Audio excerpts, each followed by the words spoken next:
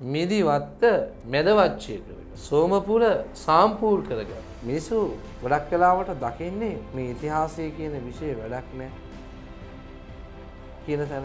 තාක්ෂණය අපි ළඟට ආවේ. ඉස්සර අපි තාක්ෂණය භාවිතා කරුවානේ. අපි විවිධ දේවල් වලදී අපි තාක්ෂණය යොදාගත්ත අපේ ජීවිත අපේ කටයුතු සාර්ථක කරගන්න. පත්තිරිප්පුව කියන එකේ තේරුම දන්නේ නැහැ. බයිබලය සිංහලයට පරිවර්තනය කරාවේ කවුද කියලා ඇහුවොත් දන්නේ නැහැ. පසුගිය කාලේ පාර්ලිමේන්තුව නියෝජනය කරපු සමහරක් ඇමතිවරු මේ රට සිංහල නෙවෙයි සිංහල බෞද්ධ නෙවෙයි කියලා කියනවා. ඒ මොකක්ද එහෙම කියන්න හේතුව?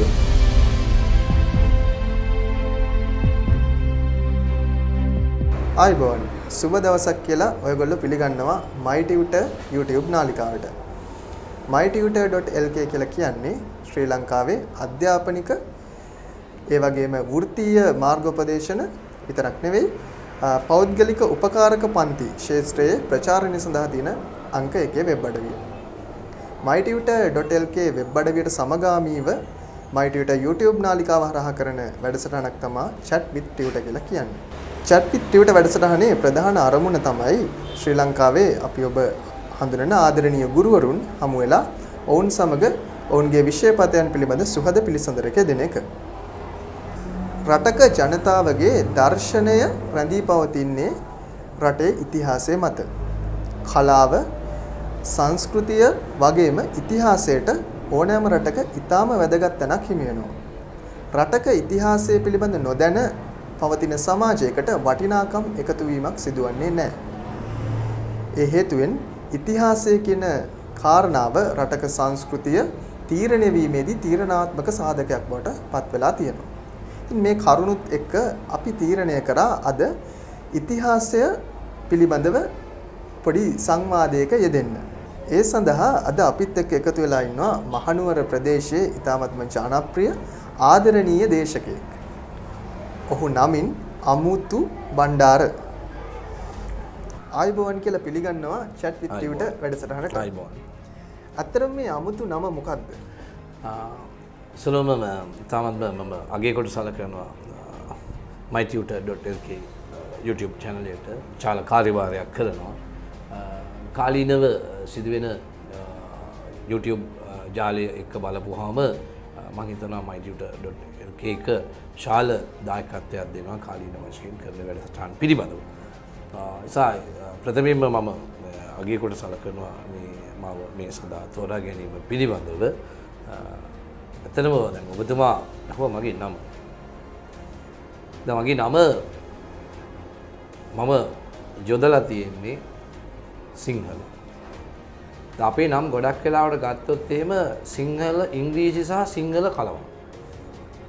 ඉංග්‍රීසි භාෂාවෙන් මුලකුරු ලියනවා සිංහලෙන් වාසගම ලියනවා.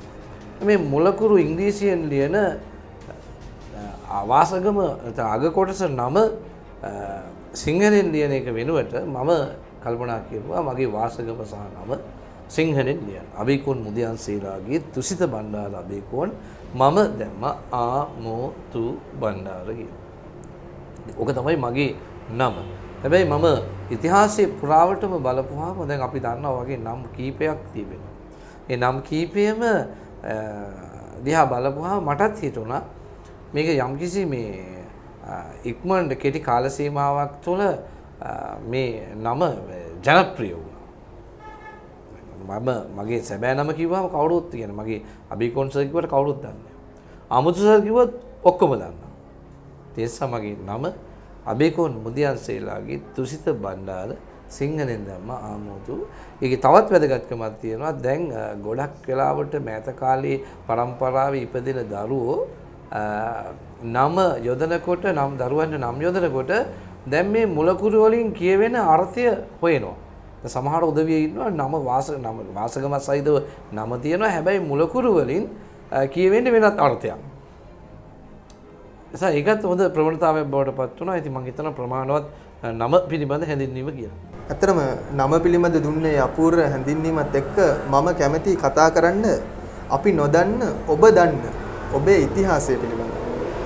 ඔබේ අධ්‍යාපනය, එතකොට ඔබ රැකියාව කරනවද කියන ඒ තොරතුරු ඔබේ මේ ගමන් මඟ පිළිබඳ කෙටි විස්තරයක් අපිට දැනගන්න පුළුවන් නම්? මගේ උපන් ප්‍රදේශයේ ගලගෙදර ඔබ හැමෝම දන්නවා මේ බොහොම දුෂ්කර දුර්ග මාර්ග හා සම්බන්ධයෙන් ගත්තාම ගලගෙදර කපොල්ල කියලා ඉතිහාසය පුරා හඳුන්වනවා. ඉතින් මේ ගලගෙදර කියන්නේ අතරම ගත්තොත් එහෙම මේ උඩරට රාජධානිය පමණක් නෙවෙයි මේ ලංකාවේම ඉදිරි ගමනට අතීතයේ ඉඳලා විශාල දායකත්වයක් ලබා දුන්නු සමාජ ආර්ථික දේශපාලනික හා සංස්කෘතික අවශ්‍ය කරන සෑම අංශයකටම ඉතාමත්ම ඉහළ දායකත්වයක් දුන්නු පුජ්‍යලයෝ බිහි වුණු ප්‍රදේශයක්. ගලගෙදර මම අධ්‍යාපනය ලැබුවේ ගලගෙදර කනිෂ්ඨ විද්‍යාලයේ. ගලගෙදර කනිෂ්ඨ විද්‍යාලයෙන් මම ශිෂ්‍යත්ව විභාගයේ සමත් වෙලා මහනුවර විද්‍යාර්ථී විද්‍යාලයට එනවා. විද්‍යාර්ථී විද්‍යාලයට ඇවිල්ලා ඉතින් පස්සේ උසස් පෙළ කරලා කැලණි විශ්වවිද්‍යාලයට ඇතුළත් වෙනවා. කැලණි විශ්වවිද්‍යාලයෙන් පසුව මගේ මූලික උපාධිය කැලණි විශ්වවිද්‍යාලය. ඊට අමතරව මම විද්‍යාපීඨය නියෝජනය කරනවා. ඒ අතරතුර මම මගේ පශ්චාත් උපාධි ඉතිහාසය අදාළනවා. ඊළඟට ඊට අමතරව මම දර්ශන ප්‍රති උපාධිය හදාන්න ගමන් ඉන්නකොට මට අවස්ථාව ලැබෙනවා දර්ශන ශූරි උපාධි පාඨමාලාවට පෙනී සිටින්න. දැන් මේ වෙනකොට මම උඩරට රාජ්‍ය සමයේ බෞද්ධ ආගමික ඉතිහාසය පිළිබඳ විමර්ශනාත්මක අධ්‍යයනයක් කියන මාතෘකාව යටතේ මගේ පරිශන මාතෘකාව යටතේ දර්ශන ශූරි උපාධිය සඳහා අවශ්‍ය කටයුතු කරමින් යනවා. මගේ වයස අවුරුදු 43යි. මම තාමත් විශ්වවිද්‍යාල අධ්‍යාපනය ලබන විද්‍යාර්ථියෙක් කියන එක මම මේක අහන බලන දරුවන්ට මේ පණිවිඩය දෙනවා. අධ්‍යාපනය ලබන්න ඇත්තටම වයසක් අවශ්‍ය නැහැ. අමතරව මම අවුරුදු 20ක සේවා කාලයක් තියෙන පාසල් ගුරුවරයෙක්. ඊට අමතරව පිළිතුරු පත්‍ර පරීක්ෂකවරයෙක් විදියට සාමාන්‍ය පෙළ උසස් පෙළ කටයුතු කළා. ඊට අමතරව උපකාරක පන්ති අවුරුදු 15ක පමණ ඉතිහාසයේ විෂය සාමාන්‍ය පෙළ උසස් පෙළ උපකාරක පන්ති පවත්වන දේශකවරයෙක් විදියට මම කැමති මාව හඳුන්වා දෙන්න. ඇත්තටම සර් ඉතිහාසය කියලා කියන්නේ මොකක්ද? හොඳ ප්‍රශ්නයක්. අපි ගත්තොත් එහෙම දැන් විවිධ විෂයන් තියෙනවා. දැන් භූගෝල විද්‍යාව කියපුවාම ඕන කෙනෙක් දන්නවා මේ මානව හා භෞතික පරිසරය පිළිබඳව අධ්‍යයනය කරන එක කියලා. එතකොට දැන් ඒ එකක් භූගෝල ආර්ථික විද්‍යාව කියපුවාම ආර්ථිකය හා සම්බන්ධ ආර්ථික හැසිරුම් බලවේග පිළිබඳ නිෂ්පාදනයන් පිළිබඳ සහ වෙනත් දේවල් පිළිබඳ කතා කරනවා. ඒ වගේම එක එක විෂයට අනන්‍යතාවයන් තියෙනවා. හැබැයි මේ අනන්‍යතාවයන් එක්ක අපි බලපුවාම ඒ අනන්‍යතාවයන් පදනම් කරගෙන විවිධ නිර්වචන ඉදිරිපත් කරලා තියෙනවා. දැන් බොහෝ පිටත් එහෙම ඉතිහාසයේ යනු කුමක්ද? හෙරඩෝටස්ගේ ඉඳලා වර්තමානයේ මම දක්වා ඉතිහාසය කියන විෂය පිළිබඳව විවිධ අර්ථ නිරූපණ කරලා තියෙනවා. දැන් අපේ රටේ ගත්තොත් එහෙම මේක විශ්වවිද්‍යාලවලත් තියෙන ලොකු අඩුවක් විදිහට මම දකිනවා. මේ ඉතිහාසය කියන එක සම්බන්ධව අපේ නිර්වචනයක් හදාගෙන ඉදිරිපත් කරලා තියෙන එක බොහොම අඩුයි. නමුත් මට එක්තරා විශ්වවිද්‍යාලයකදී එක මහාචාර්යවරයෙක් යටතේ ඉතිහාසයේ විෂය ඉගෙන ගන්නකොට මේ මහාචාර්යවරයා මට කියලා දුන්න දෙයක් මට මතක් වෙනවා.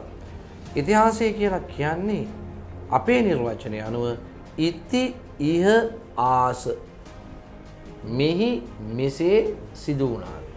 එතකොට මේ කතා කරන්නේ වෙලා ඉවර දේවල්. දැන් වෙලා ඉවර දේවල්. දැන් අපිට පුළුවන් ද ගිහිල්ලා වලගම්බා රජුරුව හම්බෙලා ඔබතුමා මා නරක වැඩක් කෙරුවේ සෝමාදේවි කනත්ෙන් බැහැලා යනකම් බලන්න හිටියා. කොහොමද තමුන්ගේ බිරිඳ බැහැලා යනකම් ඉන්නේ කියලා අපිට අහන්න බෑනේ. මේ ඔක්කොම වෙලා ඉවරයි. 2025 ඇමරිකාවේ ජනාධිපතිවරයා කවුද කියන එක අපිට අනාවැකියක් විදියට කියන්න පුළුවන්කම තිබුණත් අපිට ඉතිහාසයෙන් කතා කරන්න බෑනේ. ඒකෝට ඉතිහාසය කියලා සරලව මම හඳුන්වන්නේ මේ විශ්වයේ ආරම්භයේ ඉඳලා වර්තමානයේ දක්වා සියලු දේවල් වල අන්තර්ගතය ඉතිහාසය කියලා හඳුන්වන්න පුළුවන්. මේකට ආචාර්යවරු විවිධ දාර්ශනිකයෝ විවිධ චින්තකයෝ විවිධ අදහස් දීලා තියෙනවා. දැන් අපේ තියෙන එක දෙයක් තමයි ලෝකේ වෙන රටකට නැති ඉතිහාසයක් අපිට තියෙනවා. දැන් මේ ඉතිහාසය අභිමානවත් විදින විදිහට ඒ අභිමානය නූතන පරම්පරාව තුළ ඇති කරන්න සරස්මක් නැති තත්ත්වයක් තමයි මම දකින්නේ බොහෝ වෙලාවට. ඉතින් සරලව මට ප්‍රකාශ කරන්න තියෙන්නේ ඉතිහාසය කියලා කියන්නේ මේ විශ්වයේ ආරම්භයේ ඉඳලා වර්තමානයේ දක්වා මිනිස් ක්‍රියාකාරකම් හා ඒහා බැඳුණු අවශේෂ වූ සියලු සිද්ධිදාමයන් පිළිබඳ හදාරන විෂය ඒ විතරක් නෙවෙයි අපේ නිර්වචනයෙන් ගත්තොත් ඉති ඉහ ආස මෙහි මෙසේ සිදු වුණාලු. අනිත් වැදගත්ම දේ තමයි ලෝකයේ කිසිදු විෂයකින් මේ තරම් පුළුල් පරාසයක මිනිස් ක්‍රියාකාරකම් කතා කරන්නේ නැහැ. දේශපාලන විද්‍යාව ගත්තොත් දේශපාලන ඉතිහාසය. ආර්ථිකය ගත්තොත් ආර්ථික ඉතිහාසය. ආගම ගත්තොත් ආගමික ඉතිහාසය. හැබැයි සියලු විෂයන් එකවර හදාගෙන අන්තර්ගත වෙලා තියෙන ලෝකයේ තියෙන එකම විෂය තමයි ඉතිහාසය. ඒ නිසා තමයි අපි කියන්නේ ඉතිහාසය සියලු විෂයන් වල අත්තිවාරම කියලා. මම හිතන ප්‍රමාණවත් කියලා. ඇත්තටම මේ ඉතිහාසය කියන දේ තියෙන්නේ ඉගෙන ගන්න විතරමද එතකොට? නෑ. ඉතිහාසය කියන එක දැන් ඉතිහාසයේ විෂය ගැන අපිට නිකන් පේන්නේ නෑනේ. දැන් මෙහෙම මම පාරේ ගියාට මට අතීතය පේන්නේ නෑනේ. ඇත්තටම ඉතිහාසය කියන විෂය කෙනෙකුට ඉගෙන ගන්න ඕනේ. ඉගෙන ගන්න ඕනේ. හැබැයි ඒක විද්‍යාත්මක පදනමක. ඒක ඉගෙන ගන්න ක්‍රම කීපයක් තියෙනවා. දැන් බටහිර සංචාරකයෝ ආපුවාම ලංකාවේ ඒ අය ලංකාවේ ඉතිහාසය ඉගෙන ගන්නවා. හැබැයි ඉගෙන ගන්නේ කොහොමද? බලලා,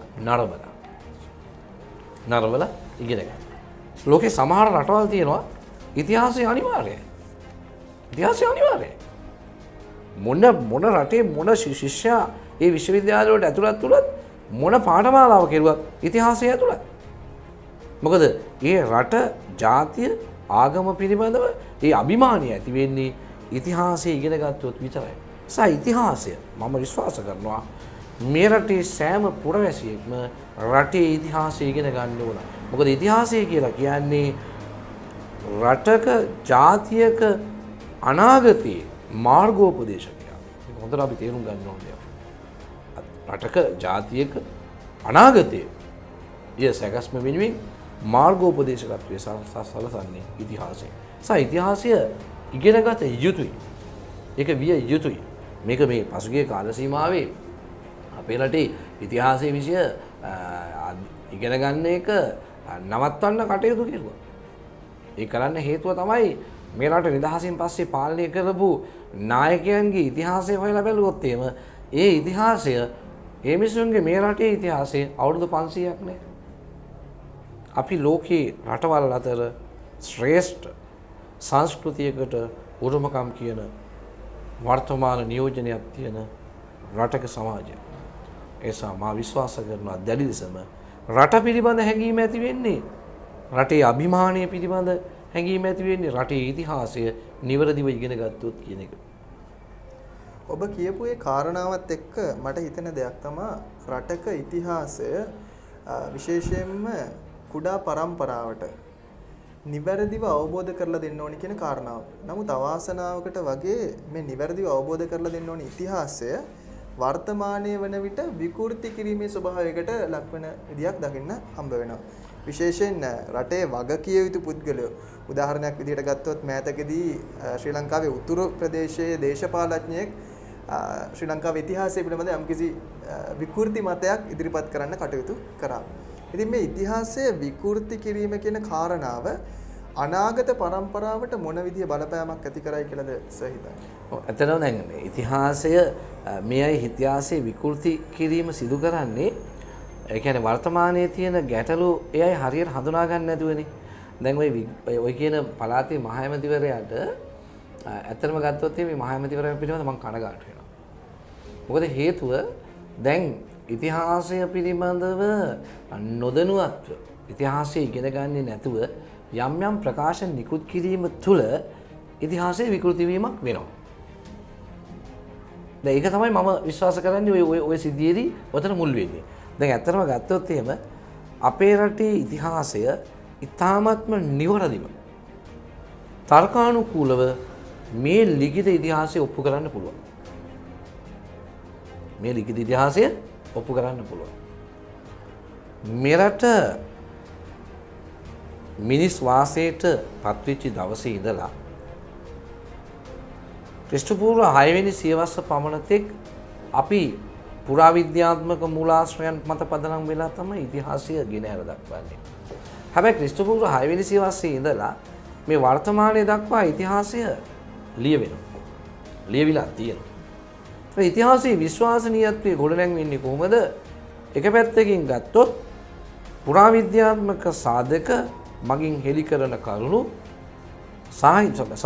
සාහිත්‍යමය මූලාශ්‍රයන් මගින් හෙළි කරන කරුණු පුරාවිද්‍යාත්මක මූලාශ්‍රයන් වලින් තහවුරු වෙනකොට අන්න ඉතිහාසයේ විශ්වාසනීයත්වය ගොඩනැගෙනවා.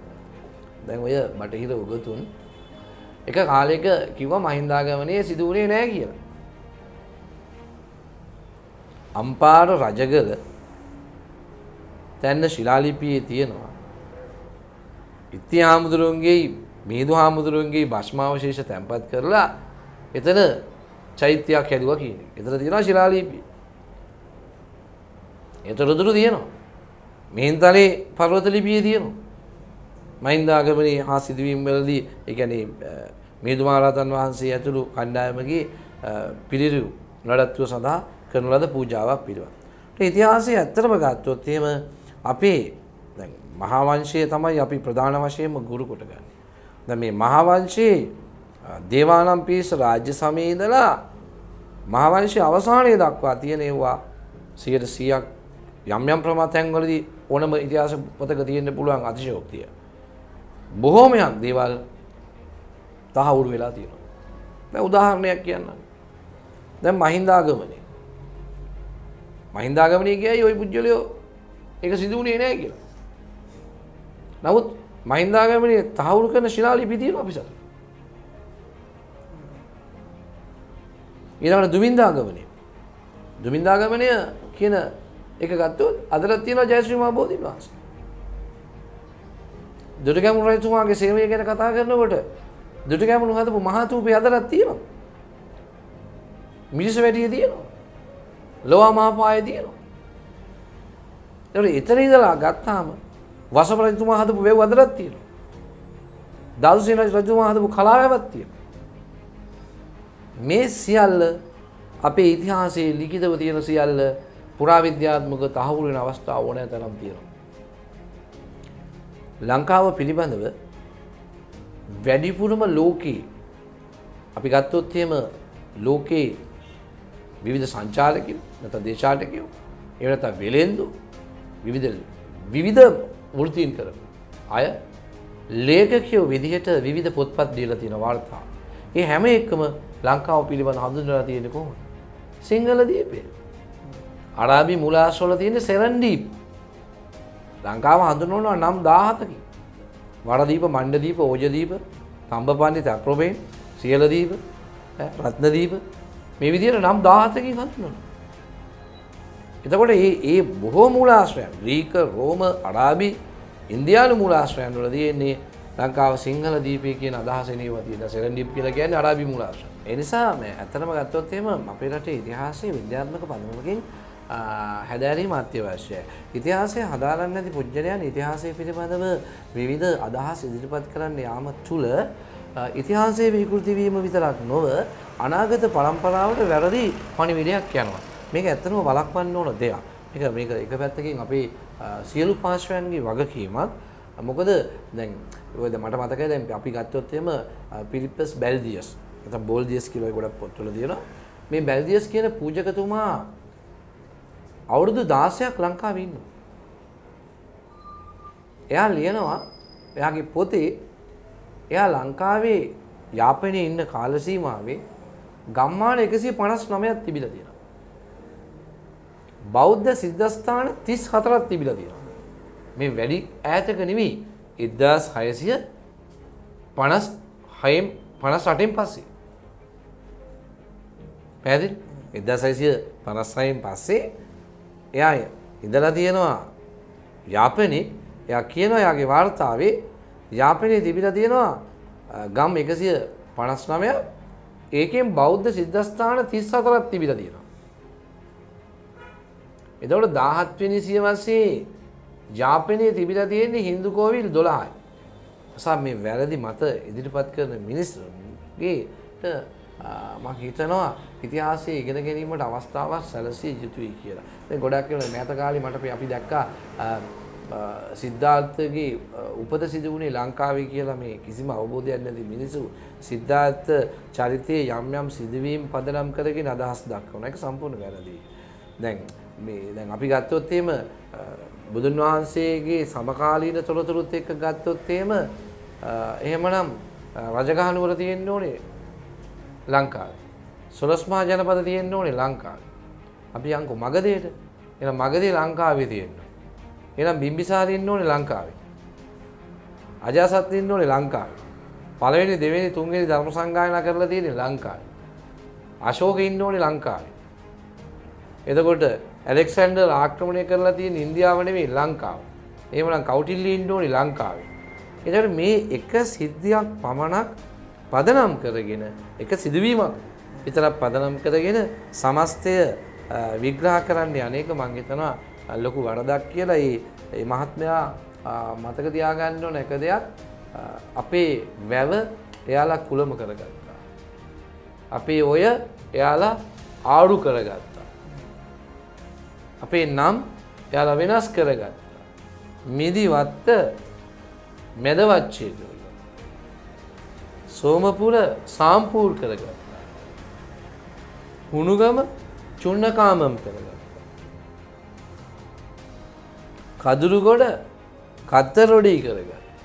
මේ විදිහට ඒවා වෙනස් කරගෙන ආවා. ඉතින් හරියට ඉතිහාසය ඉගෙන ගත්තොත් නිවැරදි දැනුම ගන්න පුළුවන්. අනිත් පැත්තෙන් මම හිතනවා ඉතිහාසය පිළිබඳව අපේ ඉතිහාසය පිළිබඳ යම්කිසි රාමුවකට අපි එන්න ඕන. ඒ වැරදි ප්‍රකාශ නිකුත් කරන උදවියට ඒවා නිවැරදි කරලා අදහස් දක්වන කණ්ඩායමක් අපි සමාජයට දෙන්න ඕන. මම හිතනවා මේ ඔබතුමාලා මේ කරන්නේ ඒ කාර්යය එක අවස්ථාවක් විදිහට මම දකිනවා. මොකද මේ අද සමාජ වෙබ් අඩවි හරහා ඕනෑම දෙයක් සමාජයට දෙන්න පුළුවන්. ඕනෑම දෙයක් දෙන්න පුළුවන් සමාජයට. තාමත්ම පහසුවෙන් යවන්න පුළුවන්. ඉතින් ඒ තුල වැරදි මතවලට ගොඩක් ඉඩ තියෙනවා. අනිත් කාරණා තමයි මේ 1990න් පස්සේ ඉපදිච්ච තරුණ පරම්පරාව ගොඩක් වෙලාවට මේ ඉතිහාසය පිළිබඳව දක්වන්නේ ඇලිමැරිච්ච ස්වරූපය. ඒ නිසා ඒ ඉතිහාසය විකෘති කරන විදියට ඉතිහාසය පිළිබඳ අවබෝධයක් නැතුව අදහස් ප්‍රකාශ කරන අය නිසා ලොකු හානියක් වෙනවා. හැබැයි මේ හානිය වළක්වන්න පුළුවන් නිවැරදි ඉතිහාසය අපි දැනුවත් කරන්න ක්‍රමවේද භාවිතා කරනවා. මේක කරන්න පුළුවන් පාසලේදී. දහම් පාසලෙත් පුළුවන් ආගමික ඉතිහාසය හරහා. ඊළඟට විශ්වවිද්‍යාලවල මේ කොහොමත් මේ ක්‍රියාවලිය වෙනවා. ඊට අමතරව කලා විෂය දාලාව හැර අනිත් සෑම විෂය දාලාවක්ම හදාරන අයට අවස්ථාවක් දෙන්න ඕන මේ ඉතිහාසය ඉගෙන ගන්න. නිවැරදි ඉතිහාසය ඉගෙන ගන්න. ඒ නිසා මම විශ්වාස කරනවා, මම දකිනවා, මම අත්විඳිනවා ලෝක ඉතිහාසයේ කිසිම ජාතියකට නැති අකණ්ඩ ලිඛිත තහවුරු කළ හැකි ඉතිහාසයක් අපි සතුව තියෙනවා. යන්න ජේතවනාරාමයට ගිහිල්ලා බලන්න හතරැස්කොටුව උඩ රෝසා බස් හතර පැත්තේ නවත්තන්න පුළුවන්. දැන් මේක ගැන කිව්වොත් එහෙම මේක අහගෙන කෙනෙක් බලයි මොකද්ද මේ කියන්නේ කියලා. ඒ තරම් විශාලයි. හතර පැත්තේ රෝසා බස් හතරක් නවත්තන්න පුළුවන්. අපේ පැරණි වැව ගන්න. අද නම් වියලි කලාපයේ සෙල්සියස් අංශක 30ක 35ක උෂ්ණත්වයක් වැඩිනවා. වැවේ ජලයේ වාෂ්ප වෙනවා. අපේ පැරණි මිනිස්සු මොකද කිව්වේ? වැව වැහුවා. කොහොමද වැහුවේ? ඕලු නෙළුම් මානෙල් සම්පූර්ණ වැවේ හැදුවා. පත්‍ර සම්පූර්ණ වැව පුරා පැතිරුණා. වැවේ ජලය ඇතුළත සිසිල් වාෂ්ප වෙන ප්‍රමාණය අඩුයි. නිසා ඔබේ ප්‍රශ්නෙට මම හිතනවා ප්‍රමාණවත් පිළිතුරක් ලැබුණා ඇති කියලා. ඉතිහාසය විකෘති කරන්නන්ට එරෙහිව, ඒ කියන්නේ ඉතිහාසය පිළිබඳ නොදැන අදහස් දක්වන අදහස් නිසා අනාගතයේ ලොකු හානියක් වෙන්න පුළුවන්. හැබැයි ඒක වළක්වන්න අපිට යම් මෙහෙවරක් කරන්න පුළුවන්. මේකත් මම දකිනවා ඒකේ අවස්ථාවක් තිබෙනවා. ඔබ මතු කරපු එක කාරණාවක් සම්බන්ධයෙන් මම කැමති අවධානය යොමු කරන්න. විශේෂයෙන්ම ශ්‍රී ලංකාවේ අලුත් පරපුර 90 දශකයෙන් පස්සේ ආපු පරපුර ගැන කතා කරා. අපි පොඩි වීඩියෝ ක්ලිප් එකක් බලලා ඉමු. සමාජ ජාලවල හුවමාරු වෙන මේ අලුත් අපේ කුඩා දරුවන්ගේ ඉතිහාස දැනුම පිළිබඳව.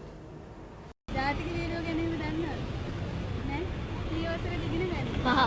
මතුම් බණ්ඩාරගෙන නෑ. වීර පුරාණක් අනිකාරික ධර්මපාල ඒවත් නෑ. එහෙම ඉතින් කියන්න බෑ. ජාතික වීරයෝ ගැනීම දන්නවා. සාමාන්‍ය ඉතින් ගොඩක්ම දන්නේ ටිකක් දන්නේ. කන්ටෙන්ට් ආසයිද? ඕගොල්ලෝගේ කාලේ විදිහට දැන් ඔය කාටුන් වල ඉන්නවා ටින්ටින්ලා ඒගොල්ලෝ ජාතික වීරයෝද? ඔව් මම හිතුවා. වීරයෝ. ඔව්. නිදා අපේ රටට නිදහස් ලැබුණු වර්ෂය 1960. නෙමෙයිද? 64 නේ. නිදහස් ලැබුණු වර්ෂය මේ වර්ෂය මේ පිළිතුරු දැක්වීම දැක්කහම ඇත්තටම මට හිතෙන්නේ වැරද්ද තියෙන්නේ ළමයින්ගේ නෙවෙයි වැඩිහිටියන්ගේ කියලා. මේ පිළිබඳව සර්ගේ අදහස මොකක්ද? ඔව් දැන් අපි මේ ඔය සමාජ මාධ්‍ය හරහා අපි ওই දේවල් දැක්කා. දැන් ඕක කරන එකේ අරමුණ තියනවානේ. දැන් එකක් සමහර උදවිය ඔයගේ වැරදි පිළිතුරු සහිත වැඩසටහන් කරනවා එයයි ජනප්‍රිය වීමේ අදහසින්. ඒක මෑත කාලේ අපිට යම් යම් අවස්ථාවලදී දැක්ුණා. මොකද හේතුව ගොඩක් කලාවට නිවැරදි අදහසක් ඉදිරිපත් කරපුවාම නෙවෙයි විවේචන සහ වැඩි ප්‍රමාණයක් බලන්නේ වැරදි අදහසක් ඉදිරිපත් කරපුවාම ඒ අය ටිකක් සමාජය තුළ ඉක්මනින් ජනප්‍රිය වෙලා යනවා. ඒක මෑත කාලේ මේ අපි දකින එක සුවිශේෂී උදයක්. නමුත් ඒක එතරම් අනුමත කරන්නේ නැහැ. ඇත්තටම මේ සම්බන්ධයෙන් ගත්තාම අනාගත පරම්පරාවට රටේ නිවැරදි ඉතිහාසය දෙන්න නම් මේක වර්තමාන පරම්පරාවේ තියෙන ලොකු වගකීමක් නේ. ලොකු වගකීමක් නේ. දැන් මිනිස්සු ගොඩක් වෙලාවට දකින්නේ මේ ඉතිහාසය කියන විෂය වැඩක් නැහැ කියන තැන නෑ. ඉතිහාසය තමයි මම කලින් කිව්වා ඕනෑම රටක ජාතියක අනාගතයට අවශ්‍ය පදනම සපයන මාර්ගෝපදේශකය. තාමත්ම ලෝකයේ තියෙන සමාජීය විද්‍යාව අතර අග්‍රගණ්‍ය විෂයක්. මොකද මම කලින් කිව්වා සමහර විෂයන් තියෙනවා එක විෂයක් ගැන විතරයි කතා කරන්නේ. හැබැයි ඉතිහාසය සියල්ල ගැන කතා කරනවා. ඔය වැරදි අදහස් ඉදිරිපත් කිරීම පිළිබඳව ගත්තොත් එහෙම වැරදි පිළිතුරු එකක් ඇවිල්ලා අපි හිතමුකෝ දැන් ඔය නිවේදකයා හරි එහෙම නැත්නම් ප්‍රශ්නෙට උත්තර දෙන කෙනා අතින් හරි වැරදි අදහසක් ඉදිරිපත් වෙනවනේ. හැබැයි මම හිතනවා මේ වෙලාවේ නිවේදකයාට අධ්‍යක්ෂකවරයාට ඒ නිෂ්පාදකවරයාට වගකීමක් තියෙනවා ඒක නොකර ඉන්නේ. ඒක නොදා ඉන්නේ. එහෙම නැත්නම් මේ කොටස ඉවත් කරලා එයාට කියලා දීලා නෑ නිදහස ලබන්නේ හරි මොකක් හරි සිදුවීමක් වෙන්නේ මේ අහවල් දවසේ කියලා නැවත ඒක පටිගත කරලා දාන්න පුළුවන්. ඒ නිසා ඒ අයගේ ලොකු වගකීමක් තියෙනවා මම දකිනවා මේ වැරදි දේවල් පිළිබඳ. අනිත් එක තමයි ඔයනි දේවල් සිදු නොවන්නට අපි ගොඩක් කලාවට තේරුම් අරගෙන මේ විෂයේ තියෙන වැදගත්කම මේකේ තියෙන දරුවන්ට මේකින් ගත හැකි ප්‍රයෝජන ඒ සියලු දේවල් පිළිබඳව දැනුම් ලබා දීම සඳහා අපි අනුගමනය කරන ක්‍රමවේදයන් මීට වඩා වෙනස් වෙන්න ඕන. අපි දැන් පාසල් සම්බන්ධයෙන් ගත්තොත් එහෙම ගොඩක් කලාවට ඉතිහාසයේ විෂය දාලා තියෙති කාලච්ඡේද 3යි සතියකට. මේ කාලච්ඡේදයේ තියෙන එක්කෝ ඉන්ටර්වල් එකට කලින් එක්කෝ ඉන්ටර්වල් එකට පස්සේ නැත්නම් ඉස්කෝලේ යරින්න ඕනේ මේ. දැන් වේලාව බලපන්. ඊළඟ ඉතිහාසය උගන්වන්නේ කොහොමද? ඉතිහාසය නීරස විදියට උගන්වනවා. මේක ළමයිට බොහොම රසවත් විදියට දෙන්න පුළුවන්. රසවත් විදියට ළමයිට මේ දේවල් දෙන්න පුළුවන්. හැබැයි ඒ නිසා අර ඉතිහාසයේ විෂය නූතන පරම්පරාවෙන් ඈත්වීමක් අපි දකිනවා. ඒ ඈත් වෙන්න හේතුව තමයි එකක් ඉතිහාසයේ දන්නේ නැති මිනිස්සු ඉතිහාසය උගන්වනවා. දෙවෙනි එක තමයි ඉතිහාසය ඉගැන්වීම සඳහා භාවිතා කරන ක්‍රම ශිල්පවල තියෙන ලොකු ගැටලුව. තුන්වෙනි එක තමයි මම දකිනවා මේක ගන්න ආකල්පමය වශයෙන් වෙනසක් ඇති වෙච්ච සමාජයක් තාම ඇති වෙලා නැහැ. අපේ විශ්වවිද්‍යාලවල අපිට පේනවා චීනයේ, ජපානයේ වෙන විවිධ රටවල් වල ශිෂ්‍යයෝ විද්‍යාර්ථීන් ඇවිල්ලා අපේ ඉතිහාසය හදාරනවා. මාෂල්ලා, හෙන්රි පාගර්ලා, එමර්සන් ටෙනන්ලා, එච්.සී.පී. බෙල්ලා මේ අපේ ඉතිහාසය දැකලා පුදුම වෙනවා. අපි එක වෙලාවක බ්‍රෝහිය කියනවා ලෝකේ වාරිවාපී කර්මාන්ත ඉදිකිරීමේ ඒ දක්ෂකම් දක්වන මෙවැනි ජාතියක් දැකලා නැහැ කියලා වෙන කිසිම ලෝකයක්. අපි ඒ තරම් ඉස්සරහට ගිය මිනිස්සු. ඒතකොට මේ අතීත අභිමානය දරුවන්ට හරියට ඔළුව තුලට මනසට ගියා නම් සමහර විට වෙනි අදහස් ප්‍රකාශ කරන එක සිදු නොවෙනවා. අනිත් එක ওই ප්‍රකාශ තුල වෙන්නේ ඉතිහාසය ඉගෙන ගැනීම විතරක් නෙමෙයි සමස්ත අධ්‍යාපන ක්‍රමයේම කඩා වැටීම තමයි උතන තියෙන්නේ. සමස්ත අධ්‍යාපනයේම කඩා වැටීම. එරටේ අපි ගත්තොත් එහෙම අපි ඕන කෙනෙක් දන්නවානේ අපි නිදහස ලබන්නේ 1948. 1972 මැයිද 22 තමයි අපි සම්පූර්ණම නිදහස ලබන්නේ. මේවා හරියට අවබෝධය අනිත් එක තව එකක් තියෙනවා මේ දරුවන් තුලක් තියෙනවා මතයක් මේ ඉතිහාසයේ කටපාඩම් කරන. ඉතිහාසයේ කටපාඩම් කරගන්න ඕනේ ඉතිහාසය අවබෝධ කරගන්න ඕනේ. ඉතිහාසය ඉගෙන ගන්න මේ පොත් කියවලාම ඕනේ විවිධ ක්‍රම තියෙනවා. ඒවා පිළිබඳ අදාළන්න අපිට විවිධ ක්‍රම තියෙනවා. ඉතින් අර ඔබතුමාගේ ඉතිහාසයේ තියෙන ඉගෙන ගන්න ඕනේ. ඉතිහාසය ඉගෙන ගන්න ඕන. ඉතිහාසය ඉගෙන ගන්න ක්‍රම තියෙනවා විවිධ. ඉතිහාසය ඉගෙන ගන්න ඕන. හැබැයි ඒ සඳහා භාවිතා කරන වෙනත් ක්‍රම තියෙනවා. ඔය වගේ වැරදි මත අදහස් ඉදිරිපත් කරන අය සමාජයට නොදැනුවත්කම වෙන්න පුළුවන්. හැබැයි මම හිතනවා මේ නිෂ්පාදක කණ්ඩායමට ලොකු වගකීමක් තියෙනවා. ඒ වගේ දේවල් සමාජයට මුදා හරින එක වළක්වන එක. ඒකත් මම හිතනවා ඒ නිෂ්පාදකයන් අතින් සිදුවිය යුතු දෙයක් කියලා. ඉතින් ඒ නිසා එවැනි වරදක් සිදු වුණා නම් ඒක නිවැරදි කරන්නත් අපිට හැකියාව තියෙන්න ඕන. මේ ළඟදී එක්තරා අවස්ථාවක එක දේශපාලඥයෙක් අදහසක් ප්‍රකාශ කරන රැස්වීමකදී 1811 උඩරට ආක්‍රමණය කියලා ඒ වෙලාවේ 2000ක් විතර හිටියා. මම පැත්තක ඉඳලා අත උස්සවුවා. ඊට පස්සේ ඔහුගේ අවධානය මා කෙරේ යොමු වුණා. ඒ වෙලාවේ මම ඇඟිලි තුන කරපුවාම එයාට ටක් ගාලා මතක් වුණා. ඒක ශනිකව මතක් වුණා 803 කියන. 803 කියන එක තමයි. එතකොට ඒ අවස්ථාවේදී ඌ එක නිවැරදි කියලා. මේ සමාජයේ කාලවක වාණු වගේ පොඩි ගැටලු ඇති වෙන්න පුළුවන්. නමුත් අපේ වගකීම තමයි මේ වගේ දේවල් නිවැරදි කරලා සමාජයට සෑම කෙනෙක් අතේම මේ දේවල් තියෙනවා. සෑම කෙනෙක් අතේම මේ දුරකථන මේ හැමදේම තියෙනවා, පහසුකම් තියෙනවා.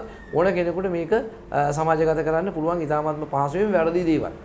ඉතින් ඒ නිසා මම හිතනවා මේ වැරදි දේවල් සමාජයට දෙන එක අද කලාවක් වෙලා තියෙන නිසා ඒවට යම් වාරණයක් තිබුණොත් හොඳයි කියලා අදහසක් දක්වන ගමන් මෙවැනි වැඩසටහන් වලට ඒ වගේ වැරදි අදහස් දෙන වැඩසටහන් වලට විකල්ප වැඩසටහන් අපි සමාජගත කරන්න ඕනේ. දැන් ඒක නොකරන එකනේ ප්‍රශ්න වෙලා තියෙන්නේ. ඒක එහෙම දෙයක් වුණා නම් මේ දේවල් ගොඩක් වෙලාවට මම හිතනවා අපිට නිවැරදි කරගන්න පුළුවන් වෙයි කියලා. ඔබ කියපු ඒ කාරණාවට මම තව පොඩි කොටසක් එකතු කරන්න කැමතියි. ඇත්තටම දැන් මට මතක් වෙනවා දැන් අපේ කුඩා කාලය ගත්තහම ඇත්තටම අපේ වැඩිහිටි පරම්පරාව අපේ අත්තම්මලා සීයලා අපිට පොඩි කාලේ ඒ ඉතිහාසය කියන කාරණාව සම්බන්ධ ගැඹුරු අවබෝධයක් ලබා දෙන්න උත්සාහ කරා. විශේෂයෙන් සරලව ගත්තොත් අපිට පොඩි කාලේ කෑම කවනකොට අපිට කිව්වේ නැහැ මේ අපිට පෙන්වුවේ නැහැ කාටුන් තිබ්බේ නැහැ. නමුත් ඒගොල්ලෝ හැම වෙලේම උත්සාහයක් දරුවා අපිට අර ඉතිහාසයත් එක්ක තියෙන අපේ සංස්කෘතිය බද්ධ කරන්න. දසමහා යෝධයෝ ගැන, රජවරු ගැන, වැව් හදපු හැටි ගැන, ඒ දේවල් ගැන. නමුත් වර්තමාන වැඩිහිටි පරම්පරාව ගත්තහම ඒකට ඒ ආකාරයෙන් කටයුතු කරන්නේ නැති ස්වභාවයක් දකින්න තියෙනවා. විශේෂයෙන් ගත්තම ළමයෙකුට හරිම ලේසියෙන් කාටුන් එකක් දාලා දීලා මොන හරි දෙයක් ටීවී එකේ යන එකක් පෙන්නලා ඒ පිළිබඳ අවධානය යොමු කරනවා. නමුත් ඒ හරහා මට දැනෙන දේ තමයි මේ සමාජයට බිහි වෙන ළමයා ඉතිහාසය පිළිබඳ කිසිම අවබෝධයක් නැතුව එහි වටිනාකමක් නැතුව සමාජගත වෙන එක. එහෙම වුණාම තමයි මේ අවසානයේ දැන් ගත්තොත් එහෙම ඉතිහාසය කන්නද කියන ස්වභාවයට ඇවිල්ලා දිනවා ළමුන්ගේ දැක්ම. ඉතින් ඒ පිළිබඳ මොකද හිතන්නේ සර්? නෑ ඇත්තටම හරි අවාසනාවන්ත තත්ත්වයක් ඒක. ඒක මේ දැන් වර්තමාන පරම්පරාව එවැනි ප්‍රකාශයක් කරන්න හේතුව තමයි අතීත පරම්පරාවේ තියෙන වගකීම් ඉෂ්ට නොවීම. දැන් මම ගොඩක් වෙලාවට ප්‍රකාශ කරන දෙයක් තමයි ඔළුව ඉතියෝපියන් කඳ ඇමරිකන් සමාජයක් ලංකාවේ ඉන්නේ. අපි ගොඩක් වෙලාවට මම දේශනාවලට කියනවා දැන් රූපවාහිනිය කියලා කියන්නේ ඇත්තටම ගත්තාම ලෝකයේ තියෙන ඕනෑම දෙයක් සාලේ විසිත කාමරේ නේ කියන්නේ. විසිත කාමරේට ගෙනල්ලා දාන්න. අද චන්ද්‍රිකා තාක්ෂණය වඩා විවිධ දේවලුත් එනවා. එතකොට දැන් කුඩා කාලේ දෙමව්පියෝ දරුවෝ බලා ගන්න එක නවත්තන්න ඉස්සෙල්ලා අපේ තිබෙන න්‍යෂ්ටික පවුල මේ විස්තృత පවුල. දැන් ඔබ කතා කරන පවුල විස්තృత පවුල. අපේ කිරියත්තා, කිරියම්මා, බාප්පා, පුංචිලා ඔක්කොම අපි එකට හිටියේ. රාත්‍රී ආහාරයෙන් පස්සේ විනාඩි 20ක් විතර අපි ඔක්කොම මොකද කෙරුවේ? අර ආලින්දියට ඇවිල්ලා කිරියත්තර බුලත් විතර කොටලා දෙන ගමන් ඔය කතා ගැන අහලා අපි ඒ දැනුම ඒ අතීතයත් එක්ක අපි සම්බන්ධ වෙනවා. මොකද ඉතිහාසය කියලා කියන්නේ අතීතයයි වර්තමානයයි ගලපන එක. සම්බන්ධතාවය ඇති කරන එක. සම්බන්ධතාවය ඇති කරන එක. ඉතිහාසය දැන් එතනදී උනේ එදා අපි මේ විදිහට කාලය ගත කිව්වා. නමුත් රූපවාහිනිය තාක්ෂණය අපි ළඟට ආවත් එක්කම තාක්ෂණය අපි ළඟට ආවේ. දැන් ඉස්සර අපි තාක්ෂණය භාවිතා කරුවානේ. අපි විවිධ දේවල් වලදී අපි තාක්ෂණය යොදාගත්ත අපේ ජීවිත අපේ කටයුතු සාර්ථක කරගන්න. දැන් වෙලා තියෙන්නේ තාක්ෂණය අපේ නිවසට ඇවිල්ලා තියෙනවා. දැන් ඒ තුල මොකද කිරුවේ? දෙමව්පියෝ දරුවෝ යොමු කරුවා රූපවාහිනිය. දැන් ඊළඟට රූපවාහිනිය මොනවද බලන්නේ? දැන් රූපවාහිනිය දරුවෝ ඔය කාටුන් වගේ වෙනත් වෙනසටහන් සඳහා නිතරම බැලෙනවා. ඉතින් ඔය අඩුව පුරවන්න තමයි මම හිතන්නේ ඔය ආගමික සහ ඉතිහාසය පිළිබඳ වෙනම channels දැන් ඇවිල්ලා තියෙන අධ්‍යාපන මේ මොනවාද මේ ඔය එඩියුකේෂන් channels එහෙමත් ඇවිල්ලා තියෙන්නේ ඔය නිසා කියලා මම හිතනවා මේ අඩුව පුරවන්නේ කියලා. නමුත් ඇත්තටම ගත්තොත් එහෙම මේ අපිට ලොකු වගකීමක් තියෙනවා. මේ අතීත දැන් මේ අපේ වර්තමාන පරම්පරාව ඉතිහාසය ගැන මම හිතනවා ඊතරම් අවබෝධයක් නැහැ කියලා. ඔබ මේක දැම්මොත් මම හිතන්නේ සමාජ වෙබ් වල හොඳ කතිකාවතකුත් ඇති වෙයි කියලා හිතනවා. මේ ළඟදී මම මගේ දරුවෝ 5 දෙනෙක් එක්ක මම පොඩි සමීක්ෂණයක් කෙරුවා. මේ දවස්වල මම මේ අවුරුද්ද මම පොඩ්ඩක් පරිශ්‍රණ වලට නැඹුරු වෙච්ච අවුරුද්දක්. ඒ වෙලාවේ මම දරුවෝ 5 දෙනෙක් දාලා මේ දළදා මාලිගාව ළඟ ප්‍රශ්න කීපයක් අහලා යටින්ම තිබ්බ ප්‍රශ්නේ තමයි මේ පත්තිරිප්පුව කියන එකේ තේරුම මොකක්ද? පත්තිරිප්පුව කියන එකේ තේරුම. ඒකට මම කිව්වා මේ සාමාන්‍යයෙන් වැදගත් විදිහට ඇඳගෙන එන තරුණ සහ මැදිවියේ කාන්තාවෝ 10 දෙනෙකුත් වික්ෂුන් වහන්සේලා 5 තවත් 10 දෙනෙක්ගෙන් මේක ගන්න කියලා කිව්වා මේ සමීක්ෂණය තුළ. විශ්වාස කරන්න. පත්තිරිප්පුව කියන තේරුම පිළිබඳව ප්‍රශ්නාවලියේ 25 දෙනෙකුට දුන්නාම එක්කෙනෙක්වත් පත්තිරිප්පුව කියන එකේ තේරුම කිව්වේ නැහැ. පත්තිරිප්පුව කියන එකේ තේරුම දන්නේ නැහැ.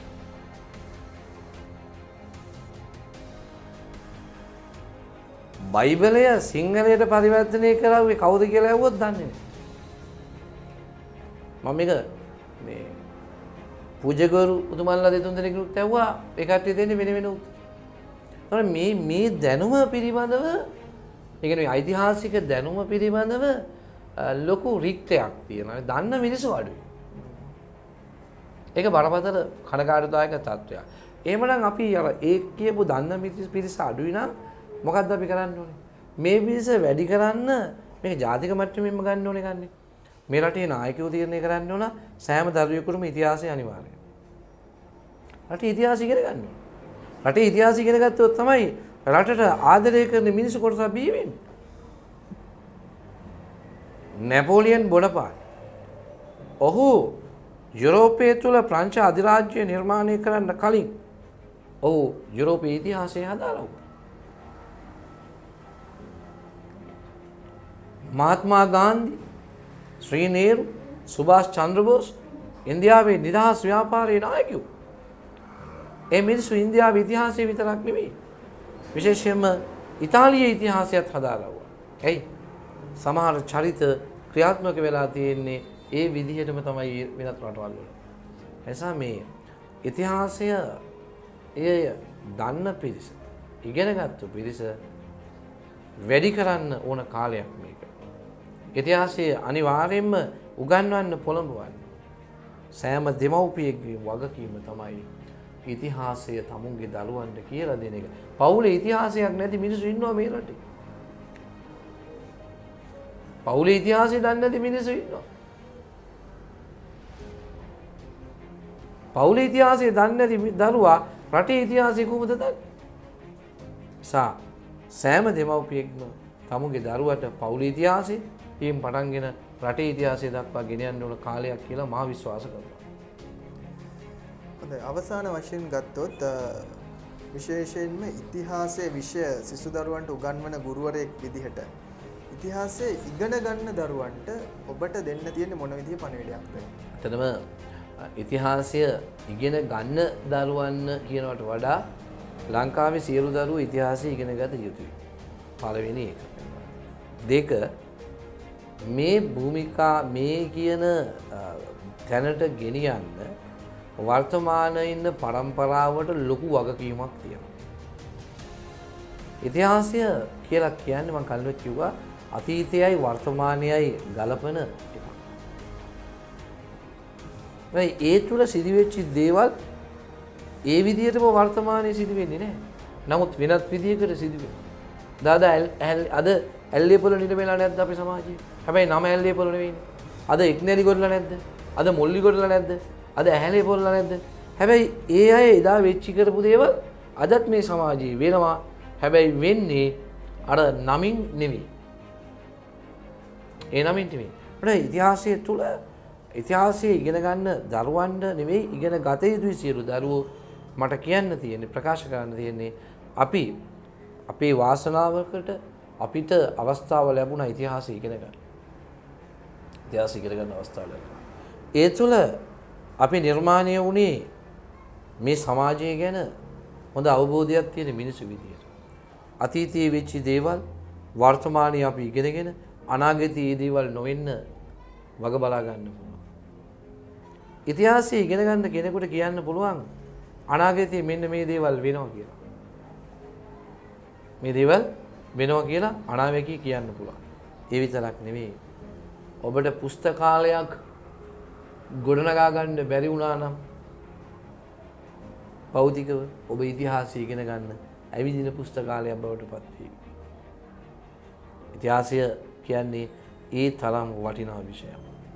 මේක ලෝක වෙන්න පුළුවන්, කලාපීය වෙන්න පුළුවන්, තමුන් ජීවත් වෙන රටේ වෙන්න පුළුවන්. ඕනෑම තැනකට ගියාම ඒ ඉතිහාසය ඉගෙනගත්තු කෙනෙකුට ශාල අවස්ථාවක් තියෙනවා සමාජයේ. රටේ ඒ වගේම අනිත් පැත්තෙන් ගත්තොත් එහෙම ඒ සමාජයේ, ඒ කලාපයේ, ඒ ලෝකයේ සිදුවීම් එක්ක ගත්තොත් එහෙම ඔහු ඇවිදින පුස්තකාලයක් බවට පත් වෙනවා. ඒ නිසා භෞතිකව පුස්තකාලයක් ගොඩනගා ගන්න බැරි වුණත් ඔබට ඇවිදින පුස්තකාලයක් බවට පත් වෙන්න පුළුවන් වේවි. ඔබට අතිවිශාල දැනුම් සම්භාරයක් එකතු කරගන්න හැකියාව ලැබෙවි. ඒ විතරක් නෙවෙයි රට, ජාතිය, ආගම ගැන හැඟීමක් ඇති වැඩදායක පුරවැසියෙක් බවට පත් වෙන්න පුළුවන්. පසුගිය කාලේ පාර්ලිමේන්තුව නියෝජනය කරපු සමහරක් ඇමතිවරු මේ රට සිංහල නෙවෙයි, සිංහල බෞද්ධ නෙවෙයි කියලා කියනවා. ඒ මොකක්ද එහෙම කියන්නේ හේතුව? මේ රටේ ඉතිහාසය දන්නේ නැති නිසා. මේ රටේ ඉතිහාසය දන්නේ නැති නිසා. ඒ නිසා අතීතයට අපි දොස් කියා ඉන්නවට වඩා වර්තමානයේ දරුවන්ට කියන්න දෙන්නේ මේක ඊටාත්ම වැදගත් විෂයක්. ඔබේ ජීවිතය වෙනස් කරයි. ඔබ දකින ආකාරය වෙනස් වෙයි. ඔබ සිතන ආකාරය වෙනස් වෙයි. ඔබ මේ රටට සමාජයට කාලීන වශයෙන් අවශ්‍ය පුරවැසියෙක් බවට පත් වේවි. ඇල්ලේපොළ නිලමේගේ කතාව මම අවසාන වශයෙන් කියන්නම්. ඇල්ලේපොළ නිලමේ මරණ දඬුවම නියම වුණාම ඉංග්‍රීසි අධිකරණ විනිසුරුවරයාට කියනවා මගේ ශරීරය මේ මහ පොළොවේ වල්ලන්න එපා. කෑලි කෑලි වලට කපලා බල්ලොන්ට බලලුන්ට දාන්න කියලා. ඇයි කියලා අපාම කියනවා මම මිය යන්නේ මගේ මාතෘ භූමියට මගේ යුතුයකම ඉටු නොකර. ඒ නිසා මගේ මාතෘ භූමිය තුල මගේ ශරීරය මිහිදන් වෙනවට මම කැමති නෑ. ඒ වගේ ශ්‍රේෂ්ඨ වීරයෝ අතීතයේ නිර්මාණය වුණේ මේ ඉතිහාසය රට ජාතිය පිළිබඳව හොඳ හැඟීමක් තිබ්බ නිසා. ඉස්සර මේක පන්සලෙන් අපිට හොඳට ලැබුණා. පන්සලෙන් ලැබුණා. ෂඩ්භාෂා පරමේශ්වරලා ලංකාවේ බිහි මේ අධ්‍යාපනය නරකයි කියලා කවුද කියන්නේ? ලෝකේ මවිත වෙන නිර්මාණ අපි කෙරුවා. අහස උසට ගියා, පොළව ඇතුළට ගියා, පොළවේ හරහට ගියා. මහා පරිමාණ වාරිවාපී කර්මාන්ත කෙරුවා. මිනිස්සු පුදුම වෙනවා. ඒ නිසා මේ අපි පැවති අධ්‍යාපන ක්‍රමය තුළ අපි හොඳ ගමනක් ආවා. ඒක මගදී නැති වුණා. ඒ නිසා ඉතිහාසයේ විෂය ඉගෙන ගන්න ඔබේ දරුවන් යොමු කරන්න. එහෙම වුණොත් මම හිතනවා තව අවුරුදු 30කින් මේ රටේ මහා ව්‍යසනකාරී තත්ත්වයක් නිර්මාණය වෙනවා. ඒ තත්ත්වය අපිට වළක්ව ගන්න පුළුවන්. අද ඒ කිහිප දෙනෙක් දකින බොහෝ දෙනෙක් නොදකින ඒ අනතුර අපිට වළක්ව ගන්න පුළුවන්. අතීතයේ වෙච්ච දේවල් වර්තමානයේ අපි හරියට නිවැරදිව අවබෝධ කරගෙන අනාගතයේ මේ දේවල් නොවෙන්න විසඳුමක් අපිට දෙන්න පුළුවන්. ඉතින් ඔබට මට මේ කතාබහ තුළින් බොහොමයක් පාඩම් ඉගෙන ගන්න තියෙනවා. විශේෂයෙන්ම ඉතිහාසය වගේ රටක සංස්කෘතිය, රටක අනාගතය තීරණය වෙන මාතෘකාවක් පිළිබඳ හරවත් සාකච්ඡාවක යෙදෙන්න ලැබුණ එක ඉතාමත්ම සතුටට කාරණාවක්. ඉතින් මම බොහොම ස්තුතිවන්ත වෙන්න කැමතියි මේ වටිනා කාලය අපිත් එක්ක එකතු වෙන්න ලබා දුන්නාට කාර්ය බහුල අවස්ථාවක වුණත් අපේ තුසිත අබේකොන් එහෙම නැත්නම් අමුතු බණ්ඩාර අපේ ආදරණීය ගුරුතුමාට මේ අදහස් අපිත් එක්ක එකතු වෙලා හුවමාරු කරගත්තට. එහෙමනම් අපි යලිත් වතාවක් මෙවැනිම chat with tutor වැඩසටහනකින් හමු වෙනතුරු ඔබ සැමට සුබ දවසක් ප්‍රාර්ථනා කරමු.